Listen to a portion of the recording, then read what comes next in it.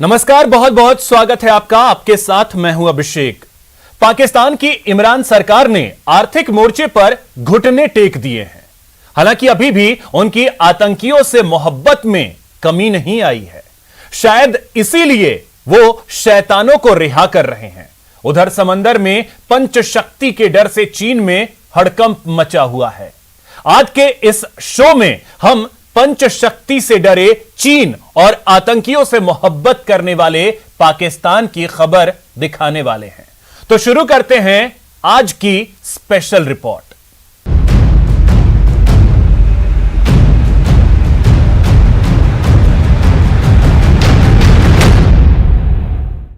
आतंकवाद का पोषण करते करते पाकिस्तान कंगाल हो चुका है। पाकिस्तान की अर्थव्यवस्था सबसे बड़े संकट से गुजर रही है। पाकिस्तान की जीडीपी से ज्यादा तो उसका कर्ज हो गया है। लेकिन बजाय इसके कि अर्थव्यवस्था को पटरी पर लाने की कोशिश की जाए, इमरान खान पुरानी सरकारों के नाकामी के गीत गा रहे हैं। इमरान खान ने कबूल कर लिया है कि तबाही ही उसके मुल्क का मुस्तकबिल है।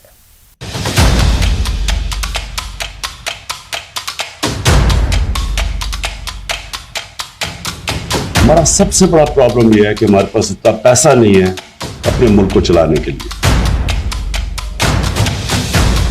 शेर को इन्होंने बकरी बना दिया। ये बस बोलता है ये 12,000 आ रहा है, ये मैसेज करता है, आगे जाता है कुछ भी नहीं होता, देते नहीं, बोलते झूठ बोलता है, कोई नहीं आ रहा। हम ये कहते हैं इमरान खान को पहली फुर्सत में उतारा जाए।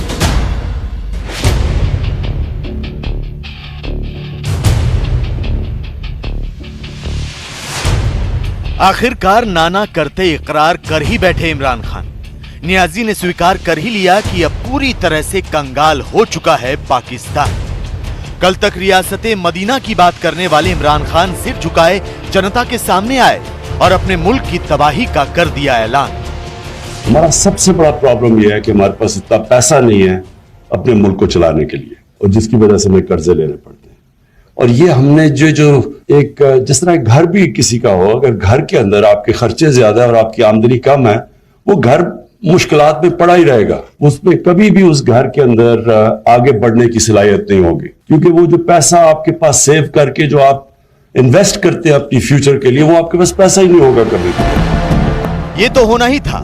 चारवाक दर्शन को आत्मसात करने वाले पाकिस्तान को बर्बाद होना ही था। कर्ज लेकर कर्ज चुकाते जाने से किस देश की अर्थव्यवस्था सुधरी है? कर्ज के पैसों से आतंकवाद का भरण पोषण करने से कौन सा मुल्क खुशहाल हुआ है? लेकिन ना तो पाकिस्तान की पूर्ववर्ती सरकारों ने इस मामले की गंभीरता को समझा और ना ही मौजूदा प्रधानमंत्री इमरान खान। तो हुआ वही जो होना चाहिए था। पाकिस्तान का खजाना खाली हो गया, जनता पर महंगाई का बोझ बढ़ गया, और तो और चिड़ियाघर में बंद बेजुबान भी भूख से दम तोड़ने लगे। आपके टेलीविजन स्क्रीन पर नजर आ रहा ये कोई आम जानवर नहीं, बल्कि जंगल का राजा शेर है। लेकिन कराची चिड़ियाघर में खाने की सप्लाई करने वाले ठेकेदार ने बकाया राशि का भुगतान न होने पर जानवरों का खाना रोक दिया। तो खबर है कि खाना न मिलने की वजह से एक सफेद शेर ने दम तोड़ दिया। वीडियो जो सर्कुलेट कर रही थी, जिसमें हम देख सकते थे एक नायाब नस्ल का सफेद शेर जो कि बड़ी ही कसमपुरसी की हालत में, ऐसा लग रहा था कि वो खुश्क साली का शिकार है। उसकी वीडियो देख के दिल बहुत दुख रहा था। और कुछ वाजिबात की अदायगी की वजह से भी पिछले 13 दिनों से जो फूड सप्लाई करते हैं कराची जू के जानवरों को, उन्होंने भी कहा जी क्योंकि हमें यह वाजिबात की अदायगी नहीं की गई, तो इसलिए हम खाना नहीं पहुंचाएंगे जू में मौजूद जितने भी जानवर हैं। और इसमें हमने देखा तो मतलब शेर को इन्होंने बकरी बना दिया। Just imagine.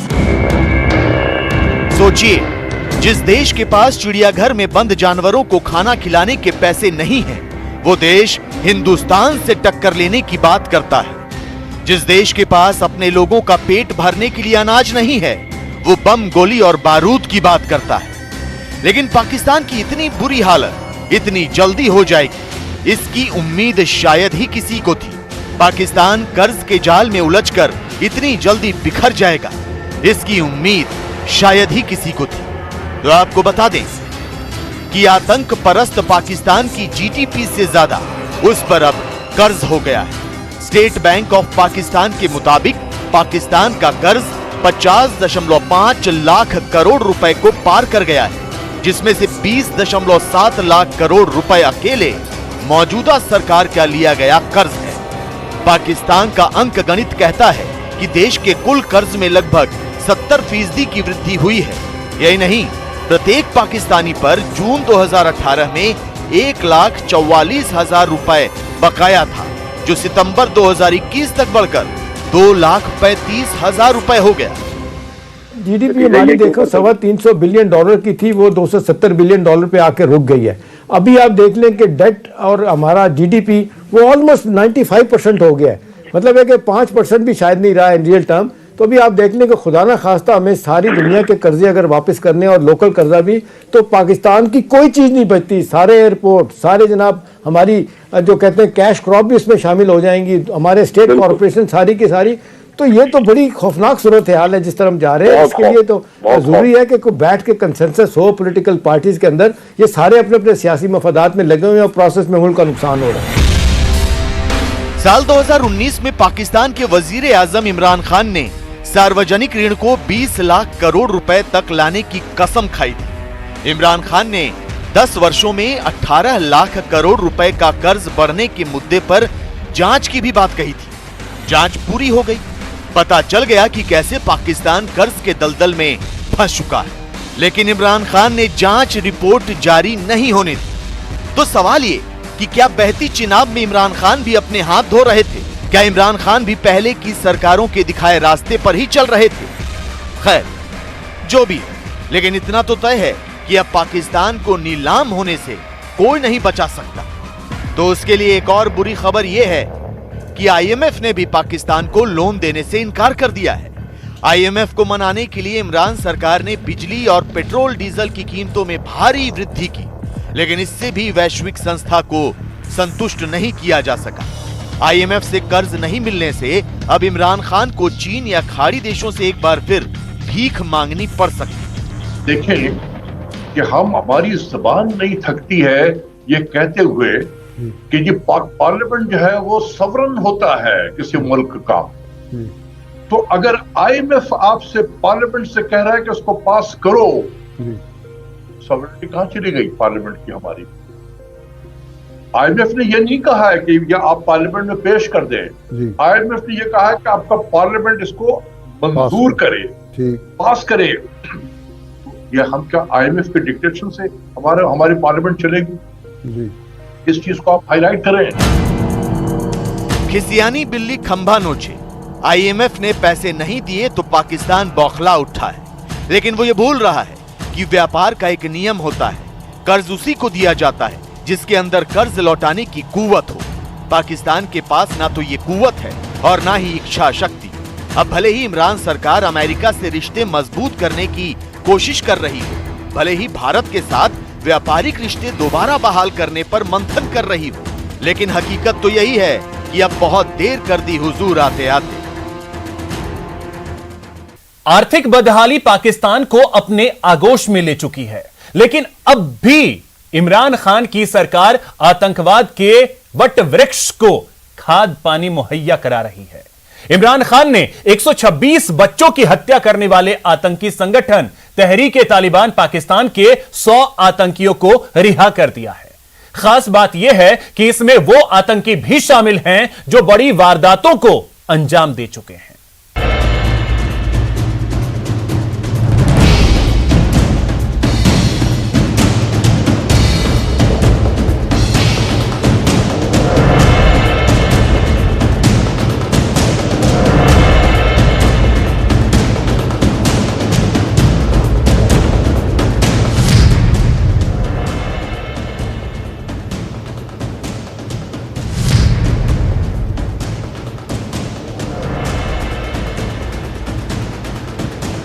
पूरी दुनिया को पता है कि पाकिस्तान के प्रधानमंत्री इमरान खान नियाजी सेना के सामने नतमस्तक हैं। पाकिस्तान के प्रधानमंत्री इमरान खान नियाजी कट्टरपंथियों से दहशत में हैं, लेकिन अब तो उन्होंने बेगुनाहों का खून बहाने वाले आतंकियों के सामने भी सरेंडर कर दिया है। 16 दिसंबर 2014 को पेशावर के सैनिक स्कूल पर हमला कर 126 बच्चों की हत्या करने वाले आतंकी संगठन के सामने इमरान खान ने आत्मसमर्पण कर दिया है। जो आतंकी संगठन पाकिस्तान में तथाकथित जमहूरियत की जगह शरिया लागू करना चाहता है, इमरान खान ने उसकी शर्तें मान ली। तहरीक तालिबान पाकिस्तान, ये वो नाम है जिसने आतंक परस्त पाकिस्तान को भी दहला दिया, जिसने अपनी आतंक नीति से आतंकिस्तान को भी घुटनों पर ला दिया। लेकिन हद तो तब हो गई जब पाकिस्तान के मौजूदा प्रधानमंत्री इमरान खान ने इस आतंकी संगठन को अभय दान दिया। जी, पाकिस्तान की सरकार ने आतंकी संगठन टीटीपी के 100 दहशतगर्दों को रिहा कर दिया है। हालांकि सरकार की तरफ से ये सफाई दी गई कि ये रिहाई टीटीपी की किसी मांग को पूरा करने के लिए नहीं हुई। दावा किया जा रहा है कि उन्हीं आतंकियों को रिहा किया गया जो सरकार की डी रेडिकलाइजेशन यानी आतंकवाद से दूर करने की प्रक्रिया का हिस्सा थे। लेकिन पाकिस्तान के कई अखबारों ने इस दावे से इनकार करते हुए लिखा है कि रिहा किए गए ज्यादातर आतंकियों ने सरकार की डी रेडिकलाइजेशन की प्रक्रिया पूरी नहीं की। और तलब बात यह है कि ये ग्रुप जो है आतंकवादी संगठन या कट्टरपंथी संस्थाएं जो हैं पाकिस्तान में, ये बहुत पावरफुल हो चुकी हैं और इनका सपोर्ट पाकिस्तान की सेना में भी काफ़ी है। तालिबानाइजेशन प्रोसेस जो ज़ियाउल हक ने शुरू किया था वो चरम सीमा पे है इस समय पाकिस्तान में।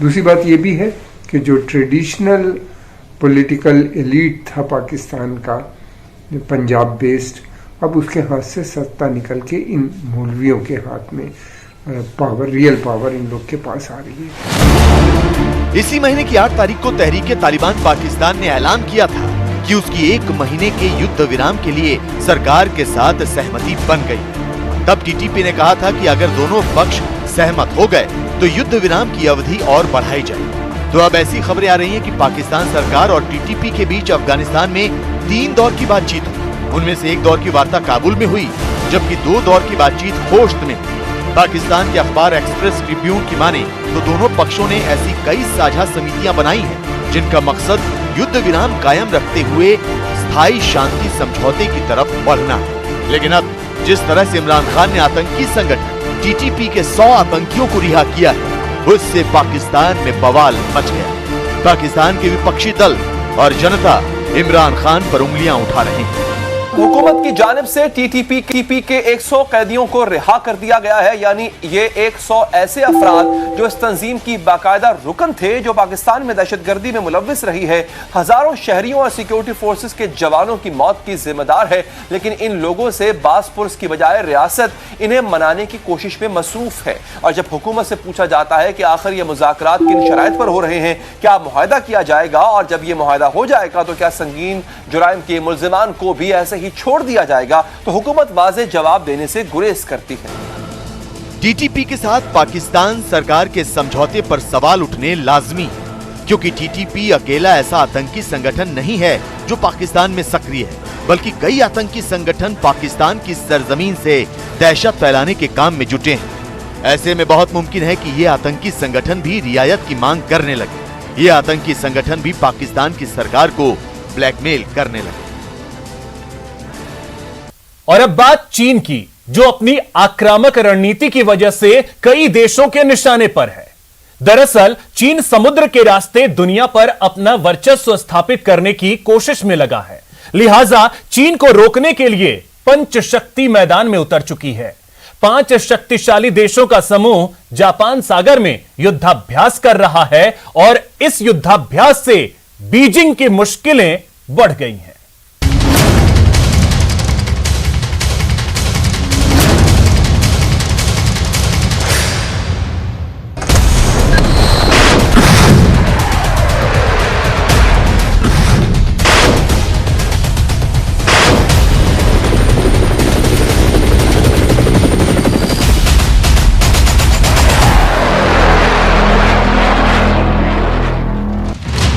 समंदर का सीना चीरकर आगे बढ़ता विमान वाहक युद्धपोत,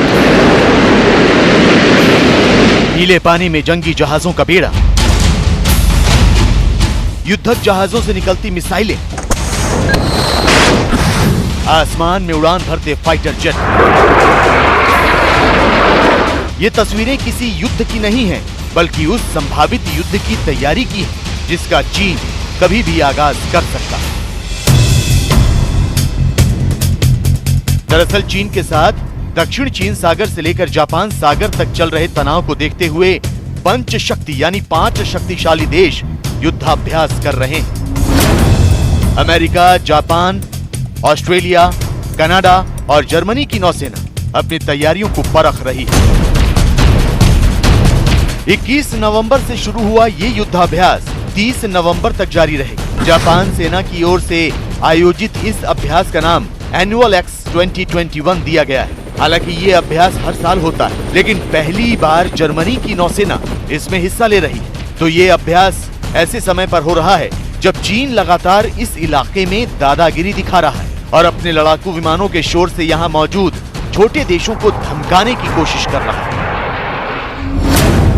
आपको बता दें कि 5 देशों के इस युद्धाभ्यास में अमेरिका की ओर से aircraft carrier USS Carl Vinson समेत कई जंगी जहाज हिस्सा ले रहे हैं। तो इस दौरान समुद्री संपर्क रणनीति, दुश्मन की सबमरीन को तबाह करने की क्षमता, हवाई युद्ध कौशल और एक दूसरे के युद्धपोतों पर विमानों को उतारने जैसे अभ्यास किए जा रहे हैं। जर्मनी ने ऐलान किया है कि वो अब आगे भी अपनी नौसेना को हिंद प्रशांत क्षेत्र में अभ्यास के लिए भेजता रहेगा। साथ ही क्षेत्र के अपने भागीदार देशों के साथ रक्षा संबंध को मजबूत करेगा। जर्मनी ने अपने जंगी जहाज FGS बारियन को इस अभ्यास के लिए भेजा है। It is a normal exercise जो कि ये अपना इंटरऑपरेबिलिटी और वगैरह अपनी स्किल्स को रिफाइन करते रहते हैं, बट इसके अंदर एक मैसेज है। अब ये इसका दायरा बढ़ता जा रहा है। अभी आपने देख लिया कि फ्रांस की नेवी भी आई थी वहां से, अभी यूके का कैरियर भी होके गया वहां से, अब जर्मन नेवी है वहां पर, Indian navy also was there for Malabar 21। तो ये जो लाइक माइंडेड कंट्रीज हैं जो बिल्कुल नहीं अप्रिशिएट कर रहे हैं कि चाइना ये क्या कर रहा है साउथ चाइना सी में, और मैं तो I am of a firm believer that इसका इलाज वही निकलेगा।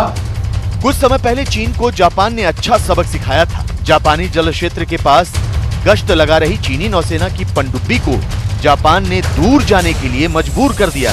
इस पनडुब्बी को जापान के दक्षिणी हिस्से में स्थित द्वीपों के पास देखा गया था। इसके बाद जापानी नौसेना के कई युद्धपोत और समुद्री गश्ती विमानों को पूरे क्षेत्र में तैनात कर दिया गया। लेकिन जिस तरह से हाल ही में चीन ने रूस के साथ मिलकर जापान के पास से कई लड़ाकू विमान उड़ाए और ताइवान को लेकर तनाव बढ़ रहा है, उससे अमेरिका, जापान, ऑस्ट्रेलिया, कनाडा और जर्मनी का जापान सागर में चल रहा युद्धाभ्यास बेहद अहम हो जाता है। यहां वक्त हो चला एक छोटे से ब्रेक का।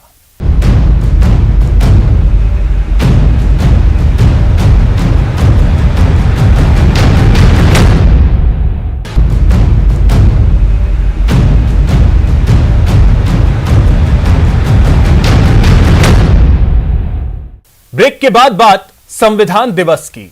संविधान दिवस के मौके पर संसद भवन में आयोजित एक कार्यक्रम में पीएम मोदी ने कहा कि भारत एक ऐसे संकट की तरफ बढ़ रहा है जो संविधान को समर्पित लोगों के लिए चिंता का विषय है, वो भी पारिवारिक पार्टियों की वजह से। और क्या कुछ कहा पीएम ने, आइए दिखाते हैं आपको। संविधान दिवस के मौके पर संसद के सेंट्रल हॉल में भव्य कार्यक्रम आयोजित किया गया। इस कार्यक्रम को पीएम मोदी ने भी संबोधित किया। अपने संबोधन में प्रधानमंत्री मोदी ने राष्ट्रपिता महात्मा गांधी, डॉक्टर राजेंद्र प्रसाद और बाबा साहेब भीमराव अंबेडकर को नमन करते हुए मौजूदा दौर में संविधान दिवस की अहमियत बताई।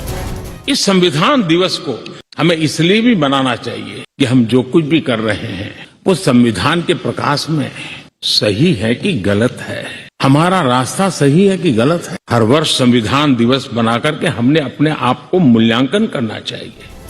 पीएम मोदी ने अपने संबोधन में राजनीति की जगह देश हित पर बल दिया, जो भारत के संविधान के मूल में है।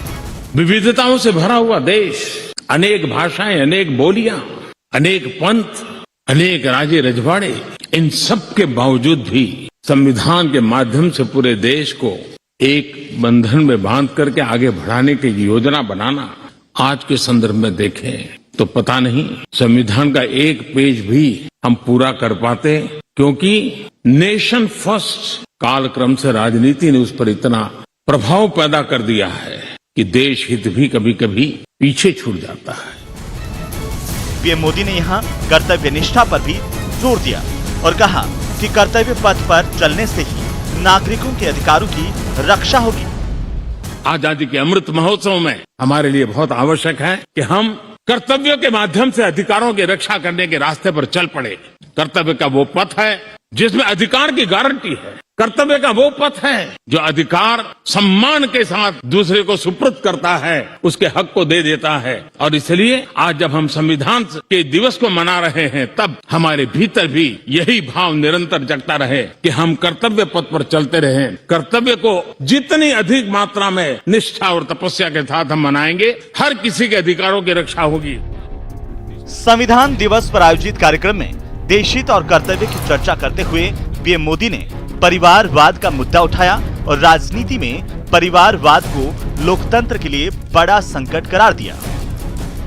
और जब मैं ये कहता हूं कि पारिवारिक पार्टियां, इसका मतलब मैं ये नहीं करता हूं कि एक परिवार में से एक से अधिक लोग राजनीति में ना आए। जी नहीं, योग्यता के आधार पर जनता के आशीर्वाद से किसी परिवार से एक से अधिक लोग राजनीति में जाएं, इससे पार्टी परिवारवादी नहीं बन जाती है। लेकिन जो पार्टी पीढ़ी दर पीढ़ी एक ही परिवार चलाता रहे, पार्टी की सारी व्यवस्था परिवारों के पास रहे, वो लोकतंत्र, स्वस्थ लोकतंत्र के लिए सबसे बड़ा संकट होता है। पीएम मोदी ने यहाँ राजनीति में भ्रष्टाचार को लेकर के भी अपनी चिंता जाहिर की। न्यायपालिका ने स्वयं ने किसी को अगर भ्रष्टाचार के लिए घोषित कर दिया हो, भ्रष्टाचार के लिए सजा हो चुकी हो, लेकिन राजनीतिक स्वार्थ के कारण उसका भी महिमा मंडन चलता रहे, भ्रष्टाचार को नजरअंदाज करके सिद्ध हुई हकीकतों के बावजूद भी जब राजनीतिक लाभ के लिए सारी मर्यादाओं को तोड़कर, लोक लाज को तोड़ करके उनके साथ बैठना उठना शुरू हो जाता है,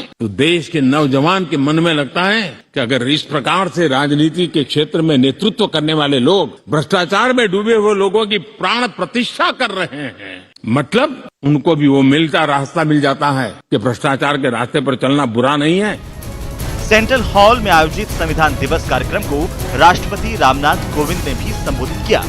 राष्ट्रपति ने कहा कि संसद में प्रतिस्पर्धा को प्रतिद्वंदिता नहीं समझा जाना चाहिए। प्रभावी प्रतिपक्ष के बिना लोकतंत्र निष्प्रभावी हो जाता है। कार्यक्रम में उपराष्ट्रपति वेंकैया नायडू, लोकसभा स्पीकर ओम बिरला समेत कई केंद्रीय मंत्री और सांसद शामिल हुए। Bureau report, news 18 network. तो फिलहाल स्पेशल रिपोर्ट में इतना ही। नमस्कार।